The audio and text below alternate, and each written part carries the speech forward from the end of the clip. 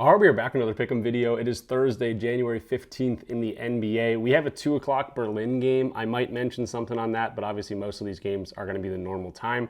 So if you're watching this past 2 o'clock Eastern time, don't worry, I got other plays for you. But really liking this slate. It's like a bigger slate, eight or nine games, and no game is more than 7.5 points in terms of the spread. So definitely got some plays I'm liking for us today. We had a great day yesterday. We are going to go over the recap real quick, so then we can hop into the plays for today. So really need you guys to help. The views are very much down, so I would love you guys to like the video. It doesn't take too long. It's free. Just hit that like button and comment something down below.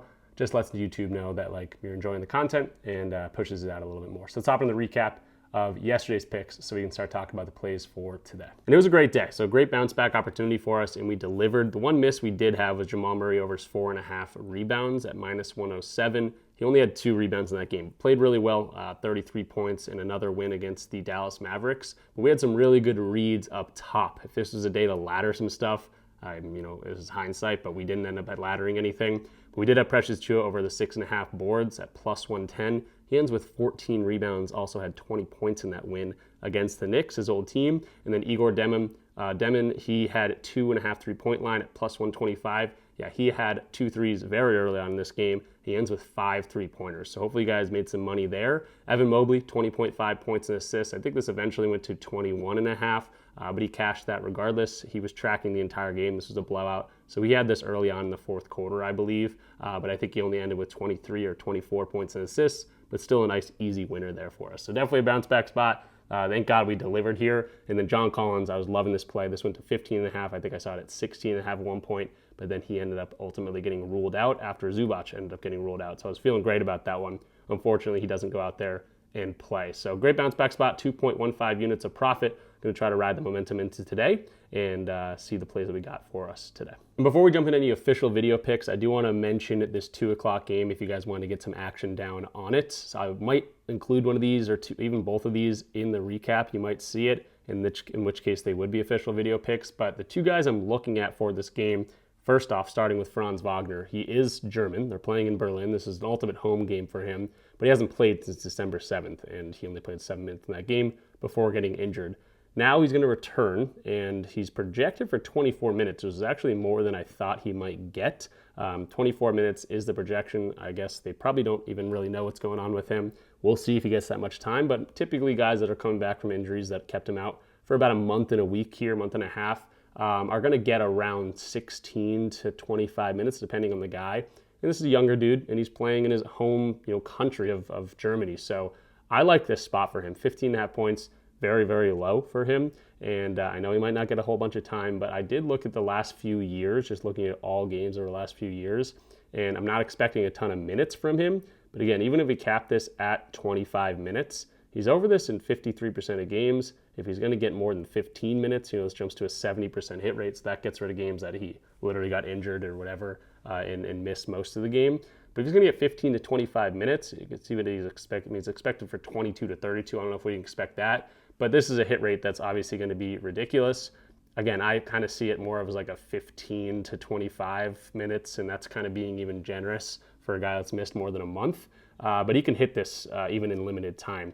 And this is not a bad matchup for him to do so. Sure, he scores in transition, sure, he scores free throws, but we've seen guys very similar to him. LeBron has gone over both the times against this same team.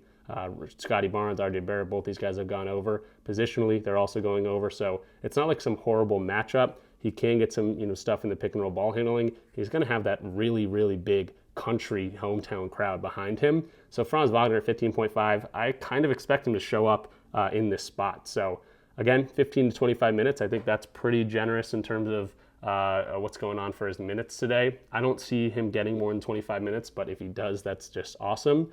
And again, over the past 3 years, even in this much time on the court, he's been over this a decent amount. If you want to jump up to 20 to 25 minutes, I guess it doesn't change anything. But let's say like 15 to 20 minutes, he's only done it once, but it went over. It was 16 points. So everything points to Franz Wagner potentially going over this line, even in limited run. And again, he's just got the ultimate hometown behind him in a country that he's literally from and played for growing up. So Franz Wagner, definitely want to point him out for you guys. And on the other side of this game, I'm really liking Jacques Landale, who is not German, but I think he is European or something. I don't actually know exactly where he's from, but he's been rebounding. He's been a rebounding machine. I was actually looking at Santi Aldama's underboards, but he's been pretty good at rebounding.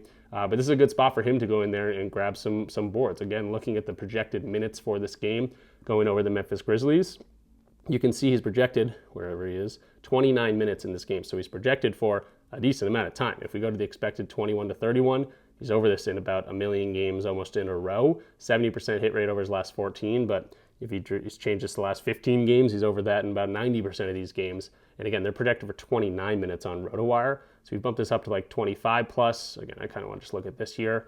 He can get some boards, is essentially what I'm saying. This is not the best matchup for boards, but rebounds ranked 13th here. We can actually see that on Props Madness, they let you see the last 15 games as well. If we go to the last 15 games, they're actually ranked in 19th, so they're giving up more rebounds over the past 15 games, which is good to see. And yeah, hopefully this one's staying close. These are both overs to look at. But Jacques Landale to get some boards. He's getting double-digit boards in a lot of these games too. And he should get a decent amount of run in this one. So Franz Wagner, the German, Jacques Landale, another a guy that plays overseas. I'm going to look up where he's from. This is pissing me off. He is a Australian, so not even close to Germany. Yeah, I like the run. I like the potential for them to get some run, and really liking both these lines. We'll see if they end up making it into the official recap, but I just wanted to give you guys some sort of plays in this 2 o'clock game if you were interested. Jumping to later games, I got Mark Williams. He's the first play of the later slate. 19.5 points and rebounds. I am going to fade this guy. Someone I don't mind fading, especially over the last month. Not played particularly well, but he's coming off a good game against the Heat. But 19.5 looks a little bit too high to me. Minus 105 on the under is what we're seeing. Really, really tough spot for him, going up against a defense that's really good overall, but really good at defending the paint area. They rank number 2 in terms of restricted area defense. That's 76% of Mark Williams' shots. Within 10 feet, 95% of his shots come there. They rank number 2 there too. The only thing that I think that could hurt us if he gets to the free throw line like 10 times and starts knocking down free throws, then he could accumulate some points in a hurry. But only 18% of his points come from there, 2.6 a game. So I'm not too worried. I know Jalen Duren likes to foul a decent amount, but at the same time, Mark Williams not a guy that's hunting and getting the free throw line a ton per game here. Now, we can mess around with the Props Madness filters here, but you can also see that a lot of centers are just struggling against this team. 5 of the last 15 centers only have gone over this line. Zubac, we've seen guys like Mitchell Robinson, Kalaware Ayton, the center for the Kings, Diabate, Cockburn, Okongwu. A lot of centers are struggling against this team, and some of these centers are guys that just can't shoot the ball. If Mark Williams could step outside and shoot some threes, he doesn't do it all too often, but that could hurt us a little bit. They're a little bit weaker on the interior, but it's a really good Pistons defense overall, and we can actually see defensive rating number 2 in challenging matchups against tough defenses. He's now only over this in 42.9% of games. If you combo that up with teams that are also good interiorly, that rank number 2 in terms of interior defense, now he's only over this in 2 of 7 games. So this is a spot that's not a good one for centers to score and for getting rebounds in this one. This is also a game that I could see, potentially being one where he loses some minutes in a blowout, or if the Pistons start running a little bit. Their pace is not amazing. They're 15th ranked, but Mark Williams, a guy that doesn't love pace, and it's just a good spot to go up against a spot. It just makes more sense under here, especially with a guy like Devin Booker potentially not playing this game. He's questionable right now, and that could just be more blowout potential in 2 of those games that he stayed under against good defenses that are also good in the paint. That's the Rockets, that's the Thunder, Pistons, top of the East right now, and he stayed relatively under in both these games, losing by 49 and then by 19 points. So he's expected to get around 27, 28 minutes, which is pretty typical of him, but he could lose some in terms of a blowout situation. But yeah, really, really tough defense overall, especially for centers that have been staying under their line. I think the recipe for us losing this play would be he gets to the free throw line a whole bunch and gets Duren in foul trouble. Then we see Duren off the court, and obviously the defense of the Pistons is going to be hurt a little bit from there. But hopefully that doesn't happen. Doesn't tend to happen all too much, as the Pistons, again, they rank very, very high in terms of defensive rankings and, of course, in the paint. Just a difficult spot for the centers. So Mark Williams, hopefully stay under here, 19.5 points and rebounds, minus 105, pretty good value as well. Next guy I'm looking at here is going to be Moses Moody, and there's good reason for this because Jonathan Kuminga, as of today, can now be traded, and I expect him to probably come out and say something about wanting to be traded. This guy and the Warriors hate each other. It's like a bad relationship where they don't like each other, but they're kind of forced to be together. Yeah, Jonathan Kuminga, I would expect, within the next week or so to come out and say, hey, I'm done here. I've been done here. And now you can finally trade me. So go ahead and do it. Moses Moody going to be a guy that's going to be a beneficiary there. And I'm looking at his 1.5 three-pointers on the over because it's a great matchup for him to get some three-pointers. The Knicks coming off a back-to-back situation. The Warriors are not, so they should be relatively healthy. But it's a good spot for Moses Moody to come in here, knock down some threes against a defense that gives up a whole bunch. We'll see if Brunson ends up playing. This is a 7-point spread in favor of the Warriors. I think they are home as well, which is going to be a boost for a guy like Moses Moody, a role player. Typically shoots better at home. But this is a weak defense for spot up, for catch and shoot. You can see some guys, Nickeil Alexander-Walker, Max Christie, recently have gone over against this same team. So like what I'm seeing from Moses Moody to come in here, potentially get some more minutes. We can see the projected minutes as of right now, I think is 21 I was looking at earlier. If I can find the Warriors here.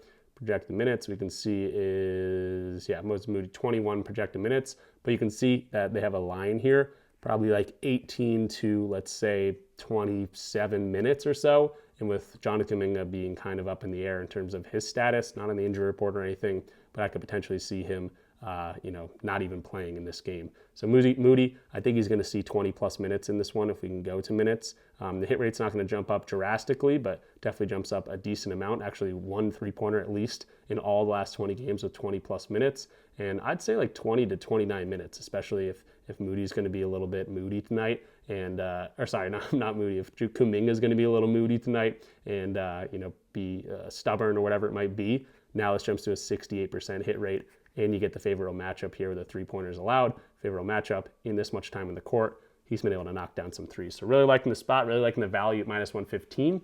Moody minus 1.53 is not asking for too much, and I think you should get the time in the court against a defense that gives up a whole bunch of threes. So liking the spot for Moody. Again, 1.5 three-pointers is the play on the over. Jumping to the next play here, it's going to be one that I can't pass up on just because of the value at plus 102, but I'm looking at Jusuf Nurkic under the 4.5 assists. Now, Jusuf Nurkic is in a weird spot here. He could go out there and play 30 minutes tonight. He could also go out there and play 15 minutes tonight. I don't know what's going to happen with him.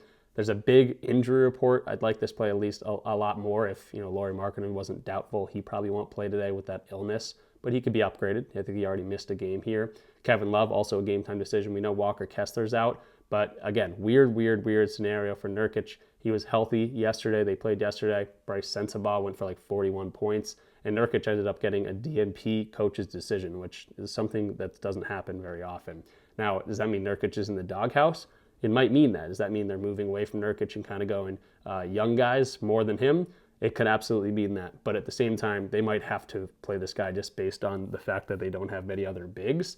And this is going to be a play that I throw, again, 0.5 units on just because I think it could be a really good read or it could be a really bad read. The minutes here, if he's going to see 25 or less minutes, he's only over this in 2 of 15 games. And we're not looking at a 2.5 assist line. He needs to get 5 assists here. So even if he gets more than 25 minutes, it's not like this is a 90% hit rate. This ends up being like a 61% hit rate. So the plus 102 looks like pretty dang good value for a guy that might potentially be getting played out of their rotation because he's an older guy, and the Jazz probably want to be playing their younger guys at some point. But at the same time, they're a little short-handed here, especially if Lauri Markkanen sits. If Kevin Love doesn't play, they might be forced to go out there and play this guy 30 plus minutes in this game. It's a good matchup for assists, which is another reason I don't love it. If it was a bad matchup for assists, I'd love it a little bit more. But again, I think this is more likely than not he stays under this line. Even if he's going to get the 25 plus minutes, he's still under this line in around 40% of games. And the weird coach's decision thing, that's something that you could go here or there. He could potentially not get much time at all. And again, the 25 or less minutes, he's not hitting this line very often. So Nurkic, it's a weird one. I think I'm going to throw 0.5, maybe 0.75 units. I don't think it's going to be a full unit play, but I want to get some sort of action down on it just because it's really good value at the plus 102 for a guy that, again, potentially might be in the doghouse here. And finally, moving to the last play, it's going to be a plus money play. It's going to be on Duncan Robinson to knock down some threes. This is a plus 120, which we're getting insane value on for especially a guy that's over this in 55% of games.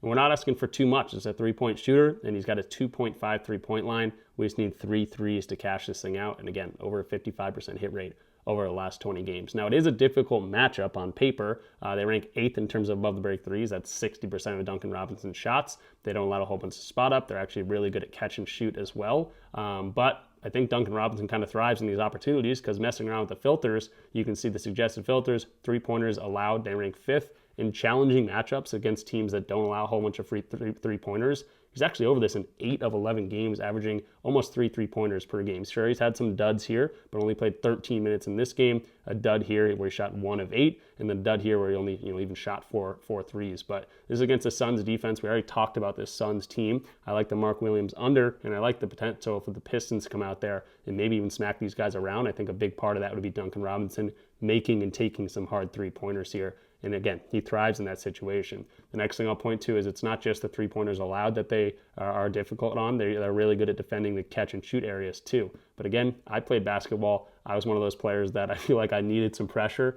Sometimes a wide open 3 didn't feel as good as someone defending me. And I'd almost hit at a crazier clip. People would make fun of me practically. They'd say, oh, he needs pressure to make the threes.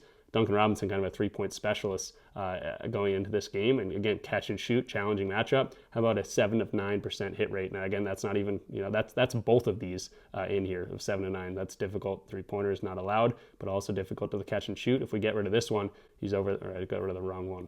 Challenging matchup to catch and shoot.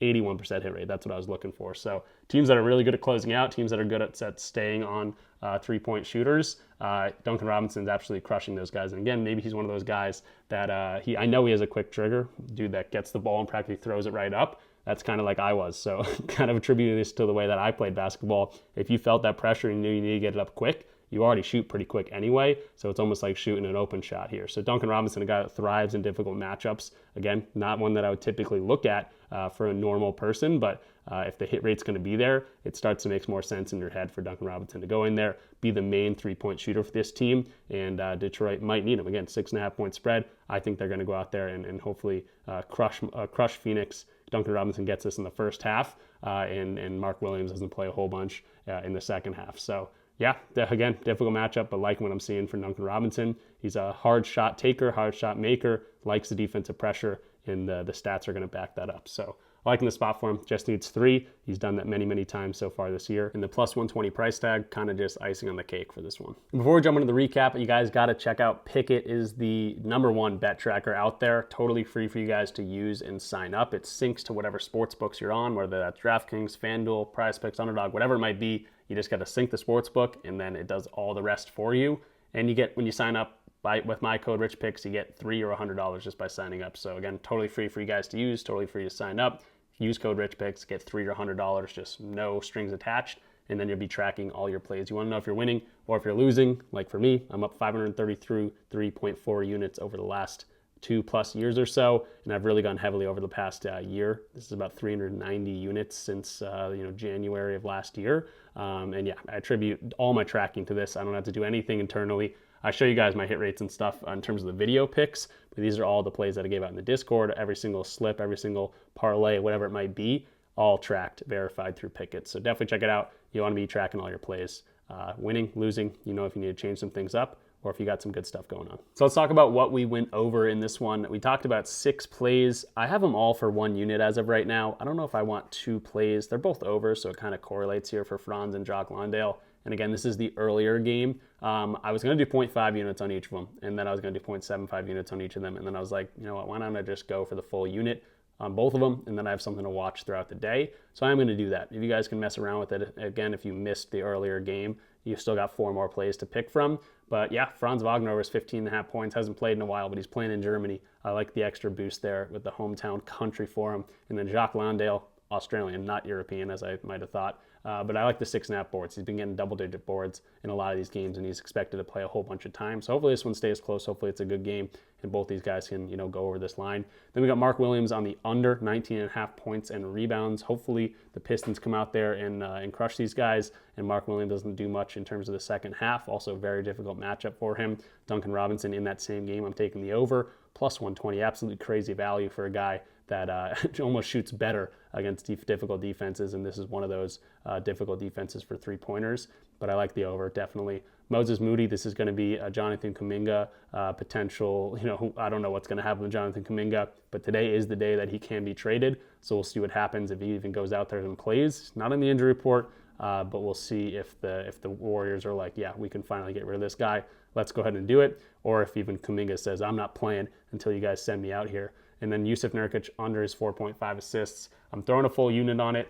I said half unit, but I'm going to do the full unit because, again, this is 5 assists for a center. It's a guy that's decently known for his playmaking, but 5 assists is it's not like it's 2.5 assists and he needs three assists to cash this. He just came off a game that he got a DNP coach's decision, so I don't expect him to go out there and play 30 minutes, but he might because there's a lot of injuries to deal with and they're in a back-to-back. So we'll see what happens with Nurkic. But even so, even if he plays 30 minutes, you still got to go out there and get 5 assists. So it could be a bad read. We'll see what ends up happening there. But really liking all these plays, 6 units down in the day, and we're coming off a winning day yesterday. So we're going to try to ride the momentum and get some winners for us today. Also, Pickett, sign up for Pickett. Use code RichPicks when signing up. Link in the description down below. $3 or $5 just for signing up. Totally free for you guys to sign up. And they have a really good mobile app. That's honestly the most that I use it. I almost always use it on the mobile app. Check out Props Madness. That was a tool I was using all throughout the video. Really fun to use. Very, very powerful tool. And check out my Discord if you want access to all my plays, but also just a fun community where we're talking sports and props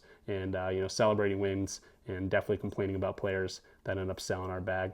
But yeah, that'll do it for me. I'll see you guys in the next one. Good luck with all your plays. Definitely a nice slate today. No blowouts in terms of the spreads. 7.5 is the largest spread as of right now, but that could change. And the National Blowout Association can sometimes go out and kill you, even in games that are 1-point spreads. We sometimes see massive blowouts, but hopefully nothing like that happens unless it's an under that we attacked. But yeah, I'm bambling at this point. I'll see you guys in the next one. Please go out there and like the video if you got to this point in the video. Helps a whole lot. And again, it takes 1 second. Just hit that like button and comment something down below if you got an extra minute or two. But yeah, thanks for watching. I will see you guys in the next one. Good luck. Peace out.